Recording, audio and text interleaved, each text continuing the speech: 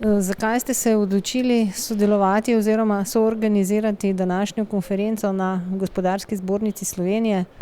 Gospodarska zbornica Slovenije je sigurno tisti organ, ki to področje dobro pokriva, in Evropski parlament je zelo udeležen v odločanjih in oblikovanju politik na področju industrijske politike na evropskem nivoju, in zato smo videli skupno točko, kjer lahko povežemo tako našo politiko oziroma priprave na razne ukrepe, ki jih pripravlja v Evropskem parlamentu, z konkretnimi izkušnjami gospodarstva v Sloveniji, da najdemo tista področja, kjer lahko nekaj prispevamo iz Slovenije tudi v Evropski uniji.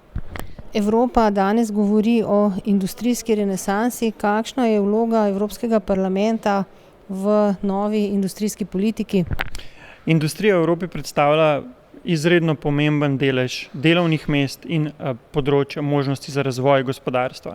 In prav zato, ker je v zadnjem obdobju gospodarske krize prišlo do več kot 3 milijone upada delovnih mest v Evropi, več kot 15% se je znižala proizvodnja v Evropi, smo se na evropskem nivoju odločili, da je treba nekaj narediti, da se to dvigne, da se okrepi in ohrani bazo, industrijsko bazo, ki bo zelena, ki bo trajna in ki bo prinesla nova delovna mesta. In Evropski parlament je na tem področju sprejel že različne resolucije in skupaj z Evropsko komisijo določa politiko na tem področju, tudi na podlagi informacij, ki jih dobimo na takih dogodkih, kjer so udeleženi evropske poslanke in poslanci, ki prenesejo te ideje in tista področja, ki se tukaj identificirajo v Evropski parlament na evropski nivo.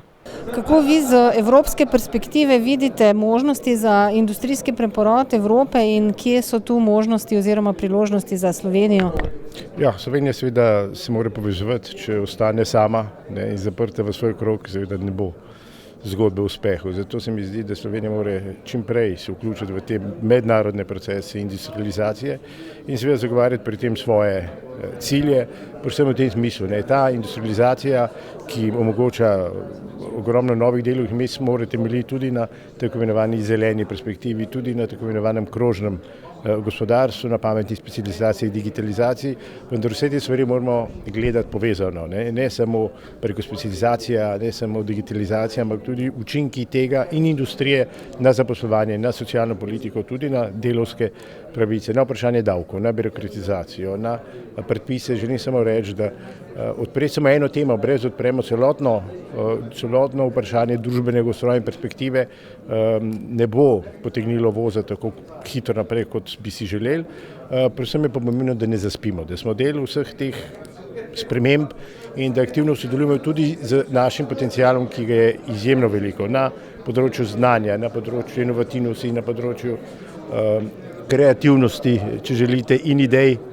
Tu smo bili vedno močni, včasih nam manjka pri sami realizaciji, predvsem se pa dajmo povezovati in sodelovati. Ne, da vsak obdeluje svoj vrtiček, ampak se povezujemo v celote in se v tej kot celote povezujemo potem z tretjimi. Kako iz evropske perspektive vidite evropski industrijski preporod in kako se vanj lahko vključi Slovenija?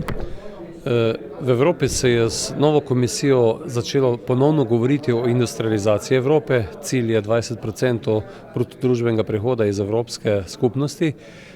Ukrepi oziroma okolje, ki jih je Evropska komisija pripravila in so šli tudi skozi parlament, so povezani z novim investicijskim načrtom, povezani z digitalizacijo Evrope, z energetsko unijo, krožno gospodarstvo, ki je kot nov izziv Evrope, in v ozadju tudi sredstva, ki so temu namenjeni. Sam vidim, da moramo v Sloveniji iz zelo zdravega jedra, ki ga imamo, ki konec koncev izvozi 70% bruto družbenega prihoda, iz leta v leto nam narašča izvoz, poiskati tiste, ki so sposobni okoli sebe povezati čim več razvojnih jeder, ki bodo konkurirali na zelo odprtem konkurenčnem trgu, tako znotraj Evrope, kakor tudi na svetovnem trgu. Delno tu lahko pomaga država tudi s temi ukrepi, ki prihajajo iz Evropske unije, predvsem pa po mojem globokem prepričanju spostaviti odlično osnovno infrastrukturo države, kar pomeni od pravne države do kvalitetnega šolstva, do, če hočete, tudi infrastrukturnih stvari, kot so železniško omrežje, dobre povezave, širokopasovne povezave in podobno. Tako da zadeva je večplastna, država naj čim bolje opravi svoje delo in prepusti gospodarstvo, da bo v okolju, ki ga Evropa nakazuje, našla tudi svoje mesto v prihodnosti.